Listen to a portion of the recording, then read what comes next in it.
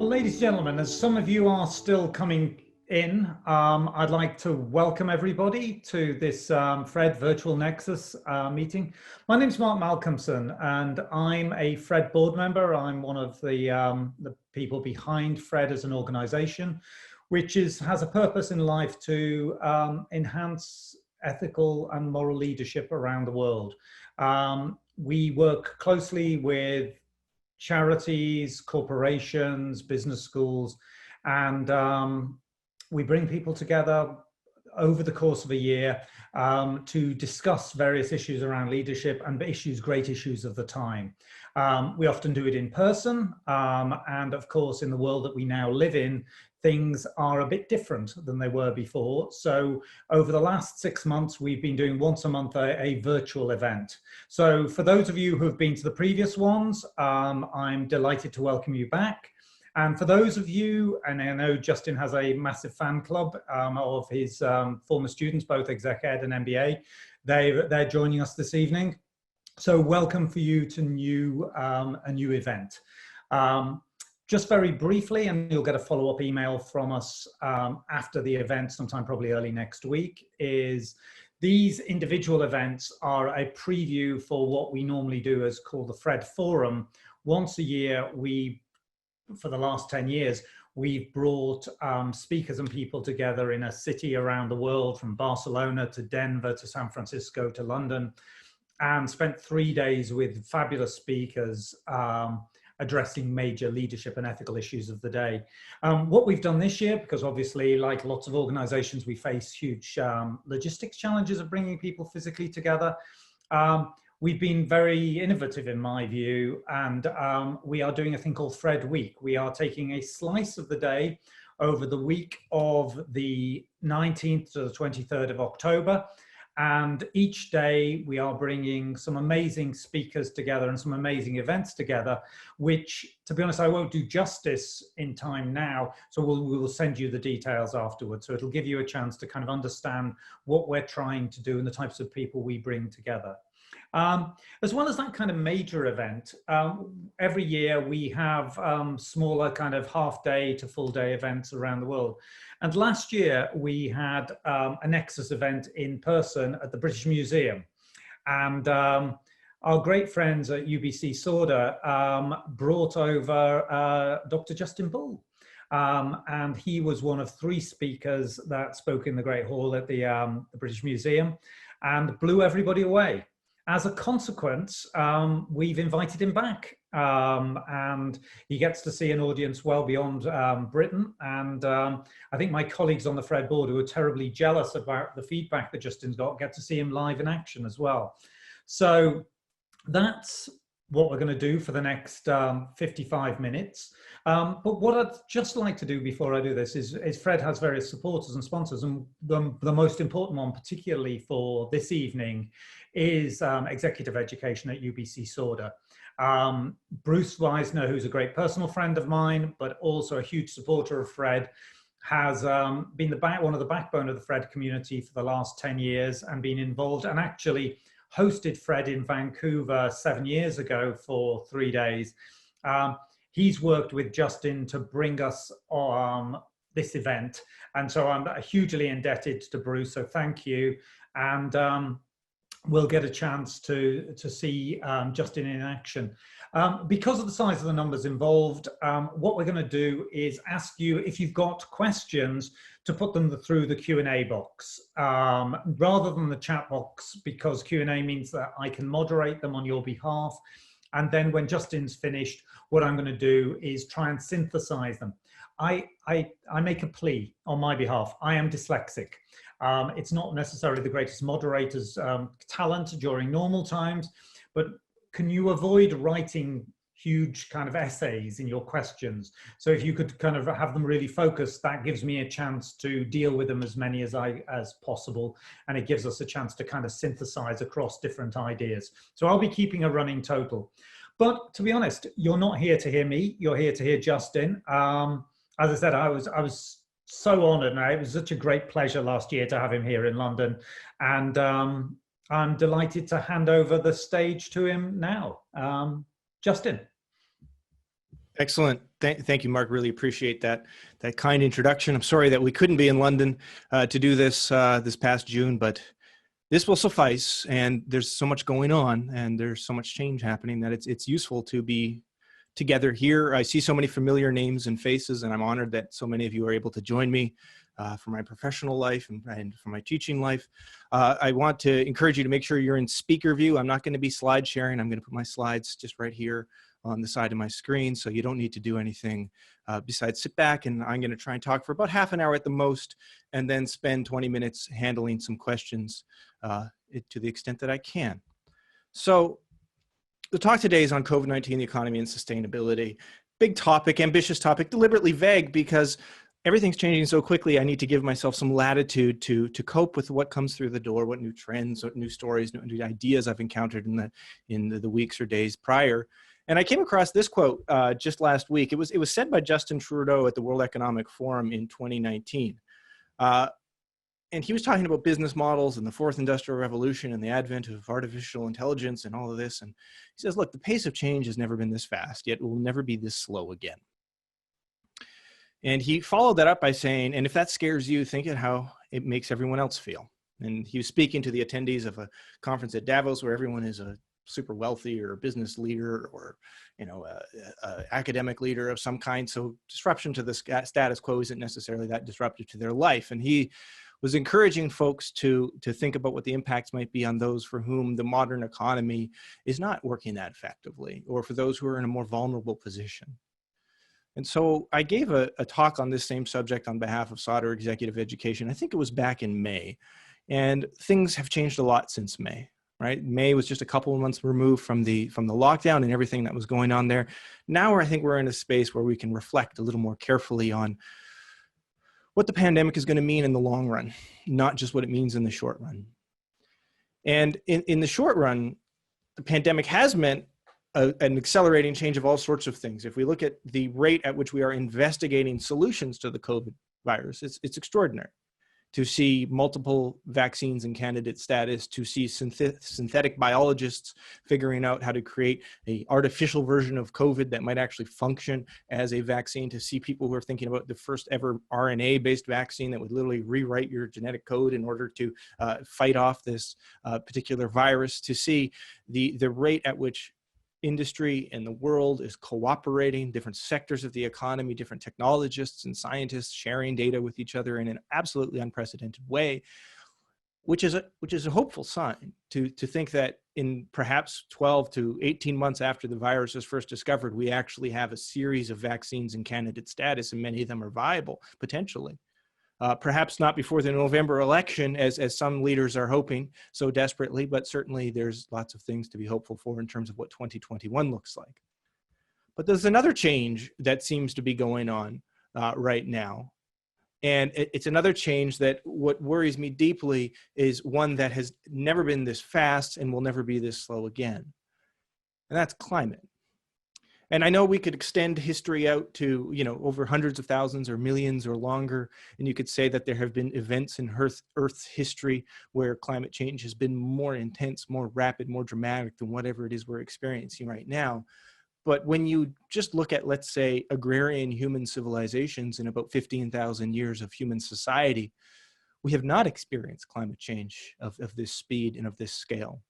And most recently, the example that has caught everybody's imagination have been the fires on the west coast of North America. Even indeed here in Vancouver, we have been suffering from absolutely appalling air quality, some of the worst air quality of any city in the world, suffering as a result of the residues from fires in Oregon State and elsewhere.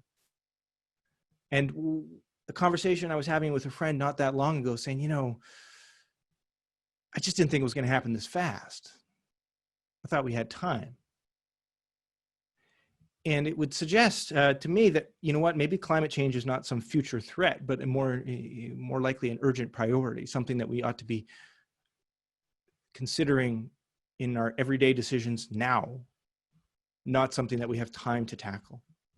And so that's the idea that I want to explore, and to look at the intersections between this climate crisis and this pandemic and ask ourselves, what does it all mean?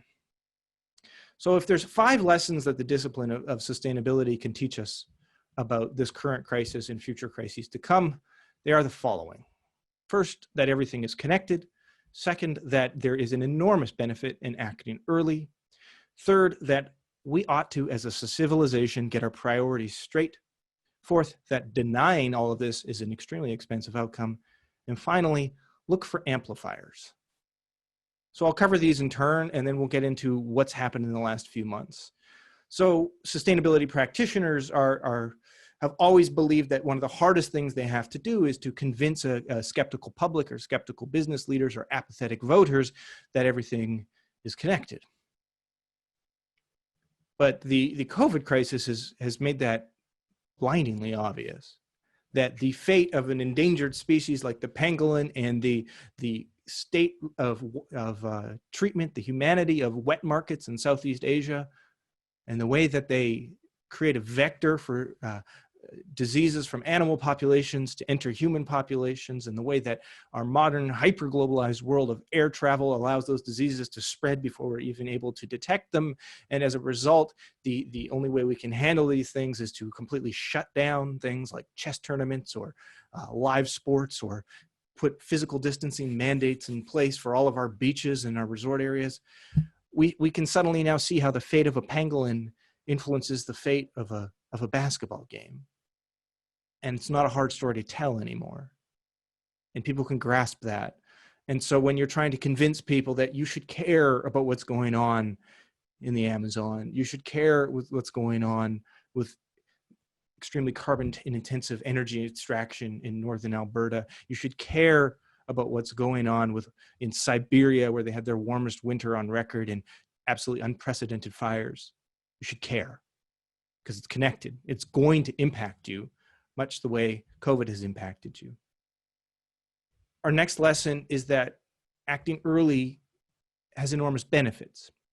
So early on in the COVID crisis, it seems that we all have pandemic fatigue. There's like a psychological response of either denial or just fatigue seems to be where we are right now. But early on, there was a strong sense of social solidarity around the notion of flattening the curve, where if we all minimized our social contacts and we maintained physical distancing to the extent that we could, we might not overwhelm hospital resources. And I thought one of the most entertaining memes of that time was climate advocates and climate scientists saying, hey, let's flatten this curve too. Let's take this curve of prioritizing sustainability and recognizing that if we go there, if we follow the guidance of scientists and industry leaders and listen to them when they say we have 10 years to reduce CO2 emissions by 50%, maybe we should start working now to flatten that curve. Because if we don't, we're going to overwhelm Earth's carrying capacity. And the consequences of that on our ability to feed ourselves, on our ability to have stable societies, on our ability to conduct ourselves in moral and ethical ways is going to be impacted. So business as usual from a climate risk perspective was just not an acceptable scenario. And we have evidence that when push comes to shove, as a civilization, we actually can prioritize sustainability. In this instance, it was the sustainability of saving people's lives, not overwhelming hospitals. And climate offers us another opportunity to do that same thing. Because as a society, I think we're now in a moment of being asked and required to get our priorities straight. So what was happening was that the dominant force was the market. The thing that had to happen more than anything was profits had to be generated for investors. And inside of that context, we might care about people, and in so much as people care about the environment, we might worry about those issues too. But we had this hierarchy of profit first, then people, then the planet. And sustainability practitioners were saying, you've got that wrong. We need to have a triple bottom line. We need to consider these three forces equally. The planet, people, and profit need to become a lens through which you view any particular problem. But what COVID taught us is that, look, nature, and a virus is indeed an expression of nature, Nature is quite indifferent to how humans structure themselves and their civilizations and their societies. And civilizations and societies, at the end of the day, when faced with extraordinary times and extraordinary stress, will actually take the time to prioritize society over investors. We'll take the time to prioritize people over profit. So COVID taught us that lesson. And the question is, are we going to design economies, design business models, design markets that take this into account? Are we going to be advocates for and evangelists for and leaders of this kind of evolved way of thinking in terms of what our priorities should be? Because there's remarkable parallels between these two crises, aren't there? I consider a 6-step process. Scientists warn, people deny, but reality becomes too difficult to ignore. The solution is expensive, but the longer you wait, the more expensive it gets. And so eventually you act. And so it was December in 2019, December, where, pardon me, we saw the first instance of evidence of this particular virus emerging. There was a doctor, a whistleblower in China who said there's some sort of novel form of pneumonia and we should be doing everything we can to contain this.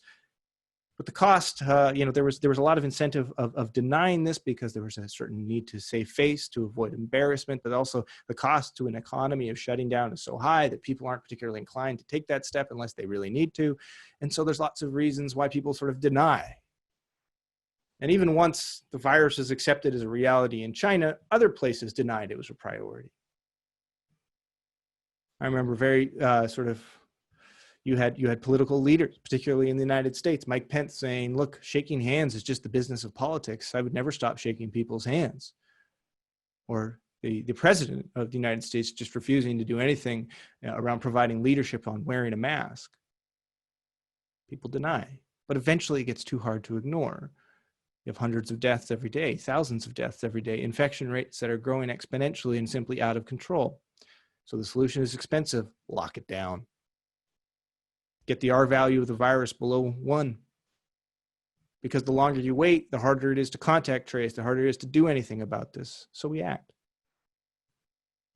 It was 1992 at the Rio Earth Summit when the United Nations for the first time essentially came together and the international community said in a resounding voice, climate change is the threat of our time, 1992. It was 1996 with the Kyoto Protocol, a flawed agreement, but nonetheless the first international effort at trying to do something about climate. And the amount of energy that people who were benefiting from the status quo invested in trying to convince people that it was too hard to do something, or that maybe the science was unresolved, or that it was uncertain, that there's something we don't know. The amount of energy that went into denial and misinformation was shocking. And so now we've hit a point where reality is becoming too hard to ignore, where you see extreme weather events around the world, which are now benefiting from what we call attribution science, where you can say, this is how much worse this particular event is because of climate. This is how much worse this heat wave is. This is how much worse this hurricane is. This is how much worse this flood is. This is how much worse this forest fire is. The reality has become too hard to ignore. And the solution is going to be expensive. But every day that you delay, the more expensive the solution gets. And so I hope, and I believe, and I call this the inevitable, that inevitably one way or another, we'll realign our activities and we will act. So the final lesson from sustainability comes around this idea of amplification. One of the reasons folks were so concerned about climate is that they consider it a threat amplifier. The US military, oddly enough, is an organization that's very concerned with climate change because they believe that if we don't get a handle on climate change, you amplify political security threats, you amplify instability within and between countries, you amplify conflict over scarce resources like water or clean air. And COVID has been an amplifier too. Pre-existing trends have been amplified. The move towards working from home, the move towards society being increasingly technological in nature, and the move towards society being increasingly unequal. But COVID has been an amplifier not of existing trends, but also an amplifier of a systems level evolution, where many of the assumptions and many of the features of the status quo that we all became so familiar with are now suddenly being interrogated intensely. And many of them may never be returned to. And so something that used to take 10 years may unfold in just 2. And so what does this mean for the economy? It's fun to reflect back to March and April, when there was a lot of folks thinking that we're going to have a V-shaped recovery, right? Where we're going to shut down, we're going to handle on this, we're going to understand how to treat it, and then a few months later, everything's going to go back to normal. Now, all of the GDP data, all of the economic data coming out from countries around the world is brutal. 15, 20% GDP declines in a quarter, the largest economic calamity since the Great Depression. Countries like Korea, which had enjoyed sustained economic growth for 17 years, which had actually done a pretty good job of locking down the virus, nonetheless have entered a recession. Even New Zealand, which is always held up as a sort of a paragon of virtue when it comes to managing the COVID crisis, has entered a recession. The European Union has entered a profound recession. Canada, the United States has as well. And so are we into a U-shaped recovery? Are we into a W-shaped recovery, where we shut down, we open up, the economy gets stimulated again, but because of that increased social contact and lack of physical distancing, things shut down once again? Or perhaps most worryingly, are we in an L-shaped recovery, where we don't even know when and or if we return to previous levels of economic activity? But if VUWL is a grim scenario, what I'm most worried about is a K-shaped recovery, where for some people, for some segments of the economy, for some classes, this has been fine.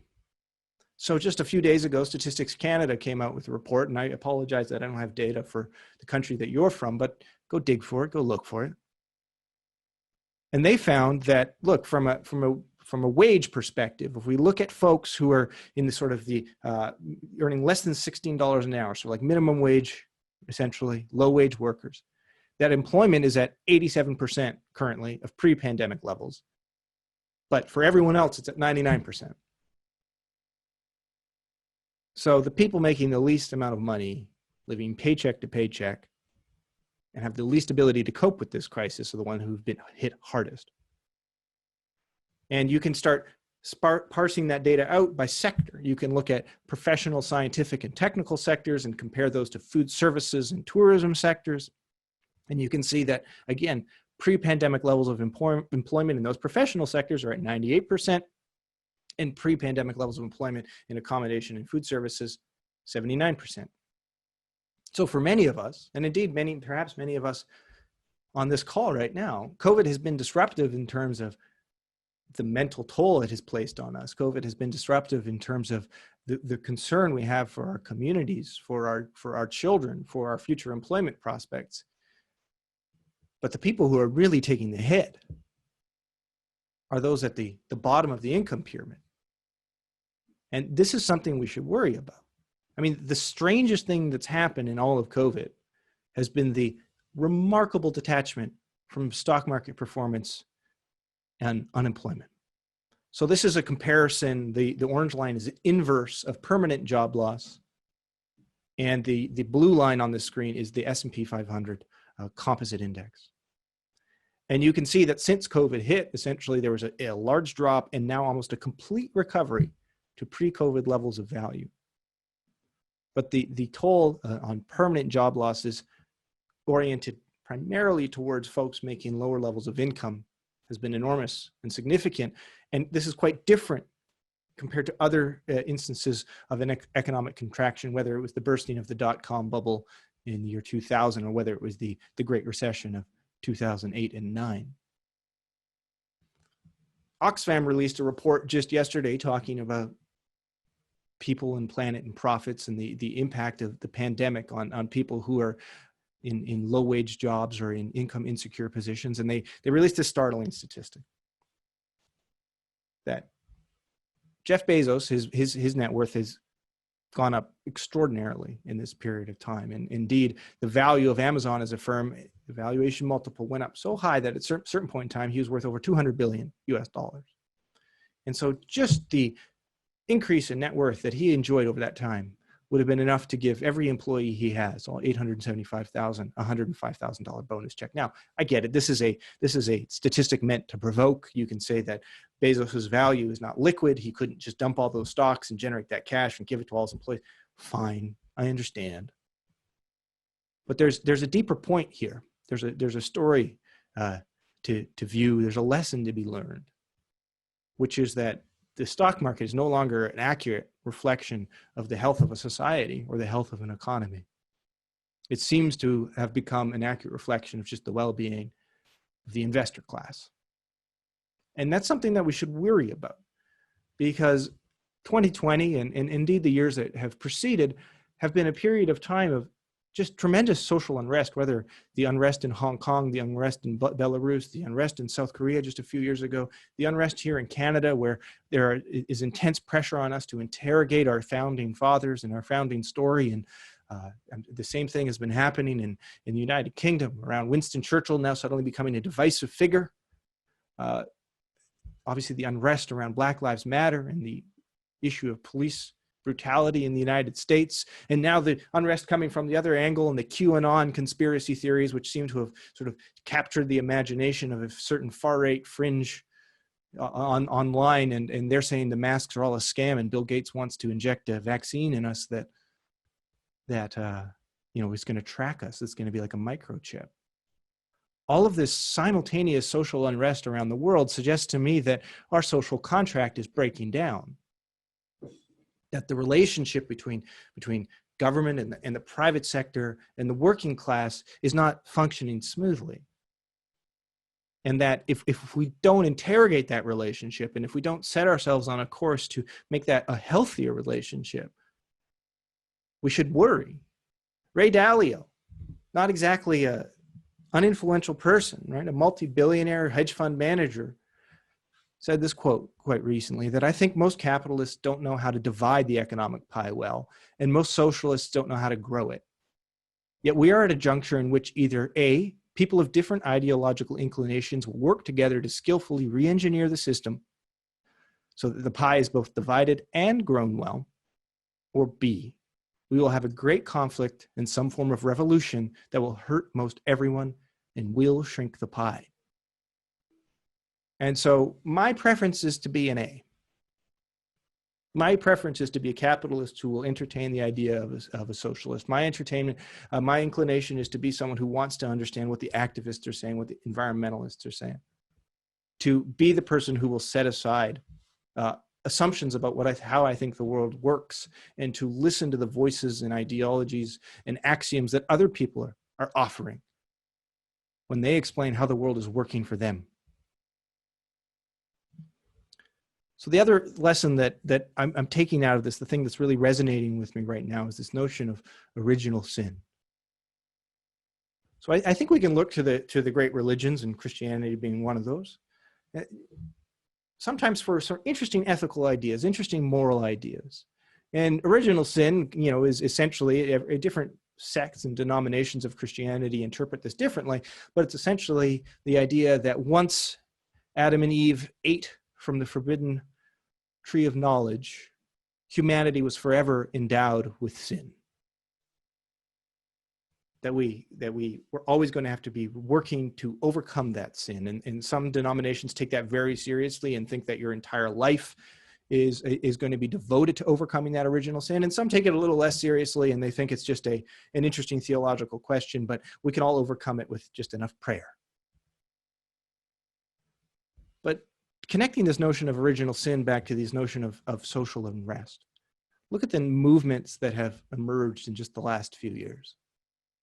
Fridays for Future around climate strike, or the Black Lives Matter movement around racial inequality and police brutality, the Occupy Wall Street movement around income inequality around the world.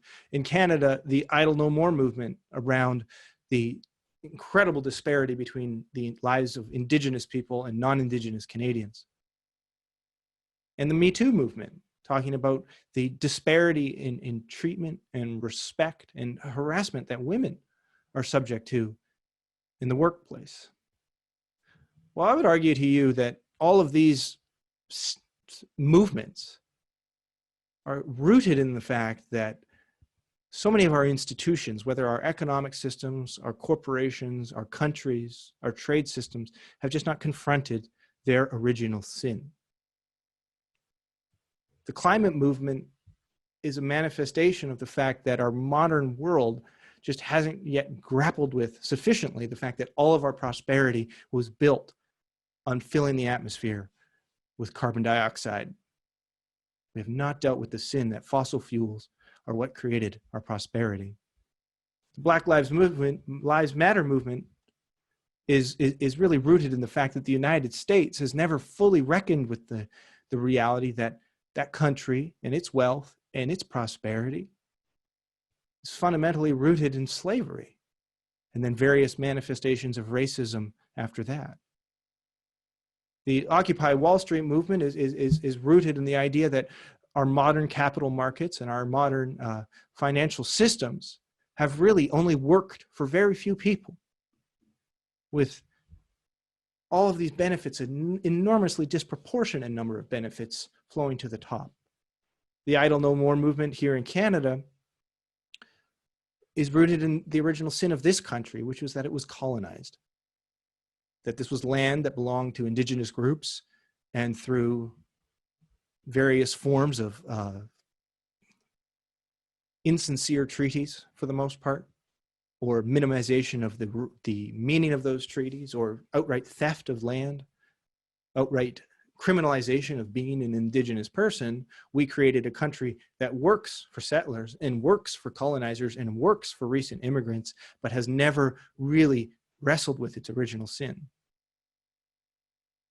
And the Me Too movement is rooted in the fact that our modern patriarchy has never really confronted earnestly and systematically the fact that there are two sets of standards, two sets of rules, two sets of expected outcomes for men and for women. So I want to pivot to another idea that's helping me understand 2020. And this is this notion that there's this accelerating change. This is what we started with here. And you have to recognize that rooted in this accelerated change is just this enormous accumulation of knowledge, that every 9 years global scientific output doubles. And this came from a study of someone who's looking at the number of peer-reviewed papers available on various websites. And so many of us specialize because we must. To be a generalist in 2020 is extremely difficult. To be at the bleeding edge of knowledge in any particular domain, in any particular field, in your industry or in your career requires a laser focus on a specific skill set, a specific domain of expertise. But I'm thinking that we're starting to see some of the downsides to this. That because we hyper-specialize, our worldview becomes more narrow. And I'm thinking that this has happened in the business community. I'm thinking that this has happened in the C-suite and in the boardrooms and in the decision-making processes that organize the modern corporate world. I'm thinking that we have created a world where you are a finance specialist or an HR specialist or an operational specialist or a marketing specialist or a business development specialist or a process specialist or a logistics specialist. And you have to narrow down and narrow down and narrow down and continue to build that specialization in a specific industry or specific sector or subsector, because that's what's required to thrive. And so this reductionist approach to identifying new sources of knowledge and new skills and techniques has been very successful. Writing in a book called Blueprint, Nicholas Christakis talks about that this overall idea that the thrust of science has been to break things down into ever smaller bits in the pursuit of understanding. That is what we have to do in order to create falsifiable hypotheses, to generate data, to conduct experimentation. So this has been a huge success. But the hard part is putting things back together again, looking at all of these conclusions that we can observe from different domains, different disciplines, different ideas that might not necessarily reconcile with our own and figuring out, how do I build things back up? How do I embrace holism? And so as a science develops, it increasingly becomes reductionist, and then it must become more holistic in order to truly understand the meaning of its underlying findings and axioms. And from business's perspective, I think that we are actually a relatively young and immature science. And we are now being confronted with a world that is forcing us to think holistically, forcing us to listen to signals from the people, to listen to signals from the planet, and to listen to signals from within and without our organization, and pile those up into a broader understanding of what it is we are here to do and what good leadership might look like. I was recently at a talk by Rebecca Henderson, who's a former professor at MIT and now professor at Harvard Business School, who wrote a book called Reimagining Capitalism on the World on Fire. And she provokes you in just the first couple pages with this little comic here. Yes, the planet got destroyed, but for a beautiful moment in time, we created a lot of value for shareholders. And this is essentially what climate is going to force us to confront. Is that the story we want to tell in 100 years from now? Or do we want to tell a different story? Do we want to adjust that trajectory? Do we want to offset social unrest? Do we want to ensure that the COVID pandemic becomes something that allows us to become more regenerative, more sustainable, more resilient? And so we can return to this notion of swans, right? The famous idea of a black swan who comes out of nowhere, never having been observed before, and comes along and has a significant destructive and degenerative effect. And that there are gray swans, like a pandemic, which should have been anticipated, but were rare enough that we didn't. And then there's green swans. And oftentimes these green swans are a response to a black or a gray swan, which force us to build more resilient, more equitable, more sustainable systems. And if you listen to all of the language coming out of the parliaments and houses of Congress and out of the mouths of leadership, everything is about, this has to be a Green New Deal, a green recovery. We have to implement a universal basic income. We have to make sure that we create social systems that are capable of withstanding shock and disruption. So out of political science comes this idea of the Overton window, where things start off as unthinkable, and then only through activism and then hard work and conversations and learning and study, the unthinkable becomes sensible. And I would suggest that the COVID-19 crisis is going to be an example where all sorts of things like working from home, the end of commuting, the fundamental reimagination of education, the fundamental reimagination of the purpose of a corporation, the fundamental reimagination of the office,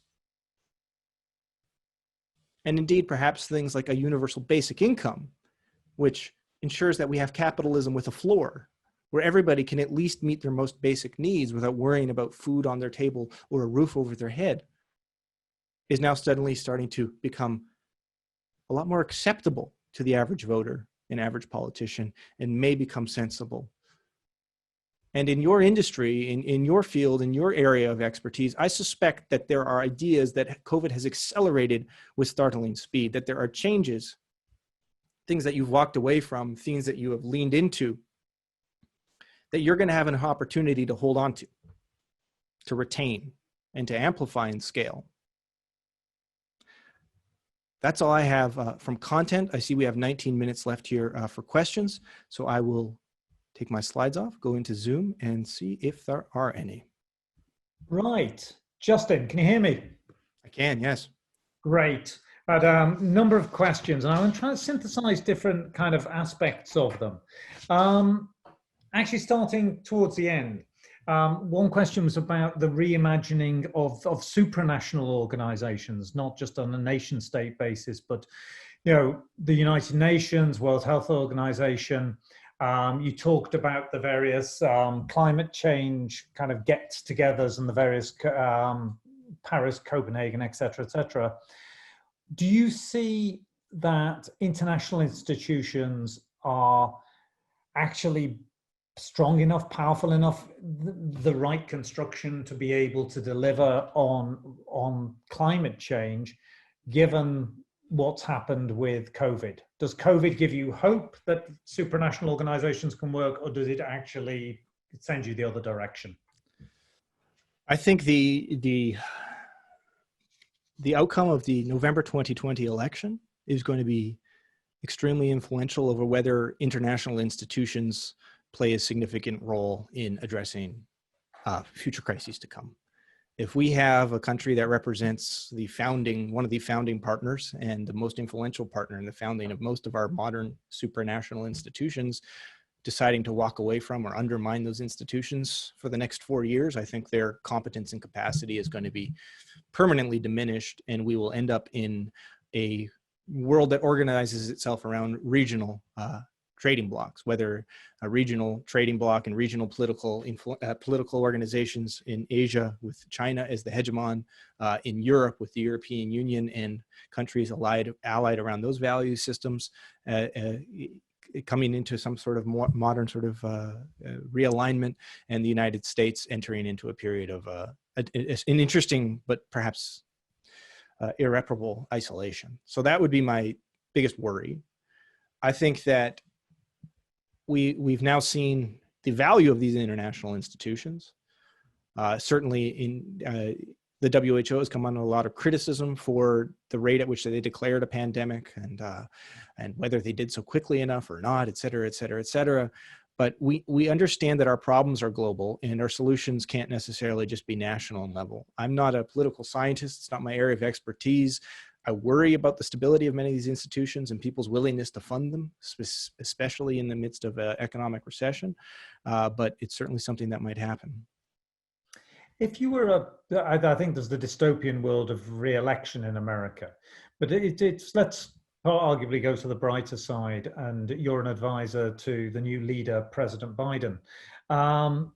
Returning into climate in particular and leadership that's necessary to kind of move forward, what would kind of be 3 specific measurable things that you think, not only to kind of not just backfill the damage that's been done, but actually take a bold step forward? What leadership, what would you advise?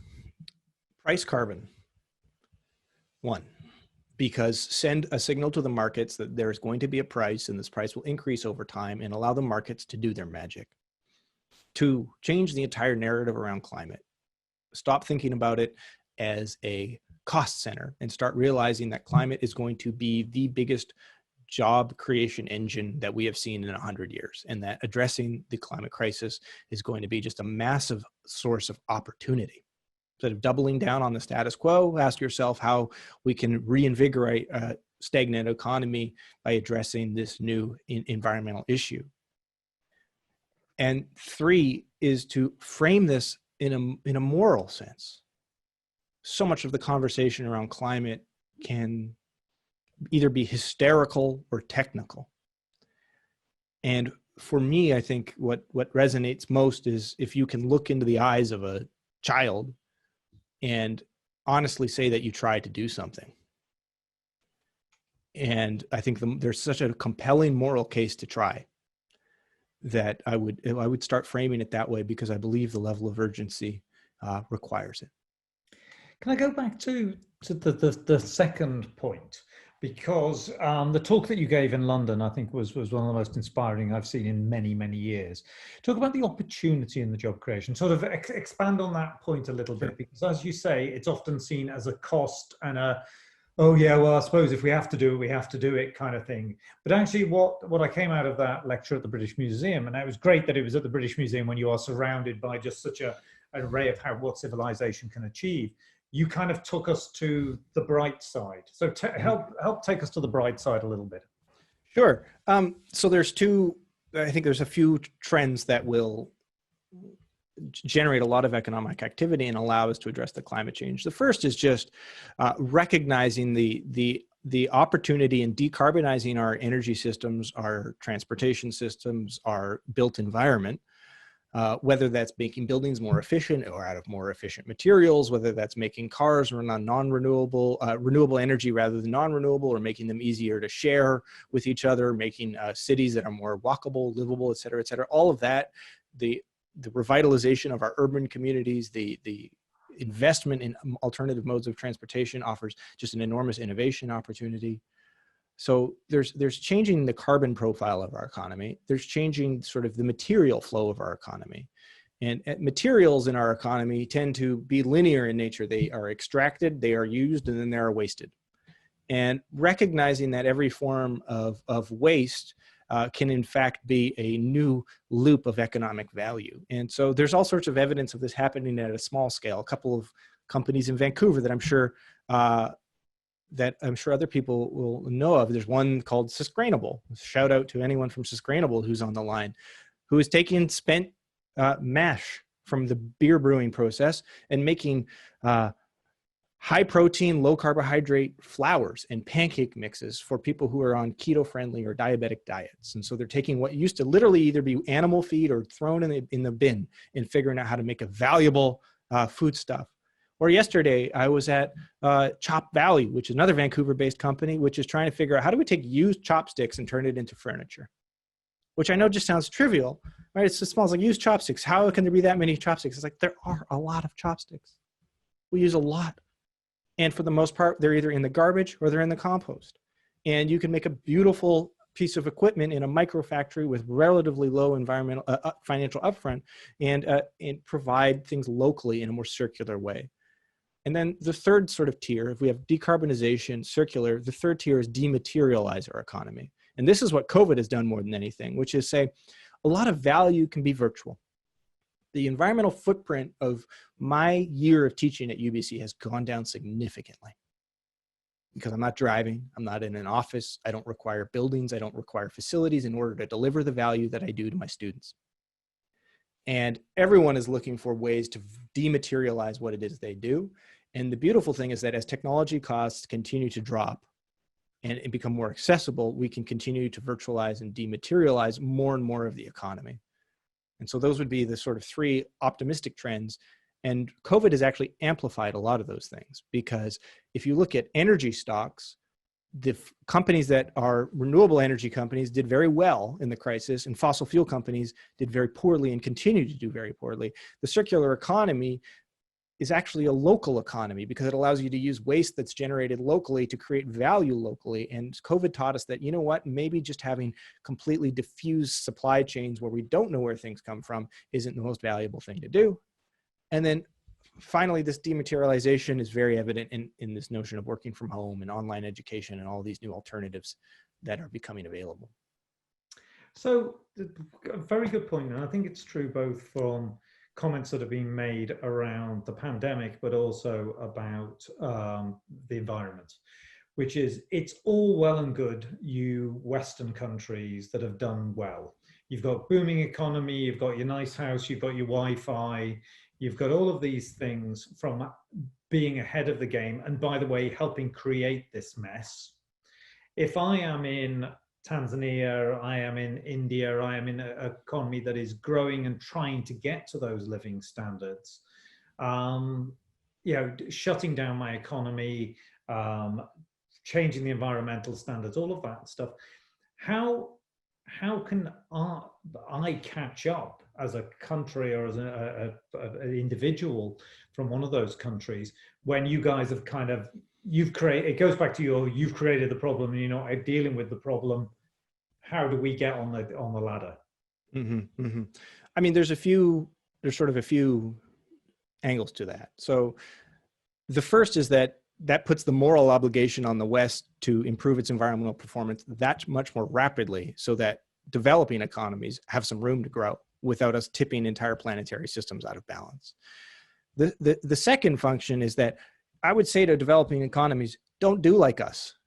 We broke a lot of eggs to get where we are right now. We built large coal-fired power plants and central electricity generation grids, and we built telephone lines, and we built big highways, and we prioritized single-family homes and diffused communities and whatever it might be.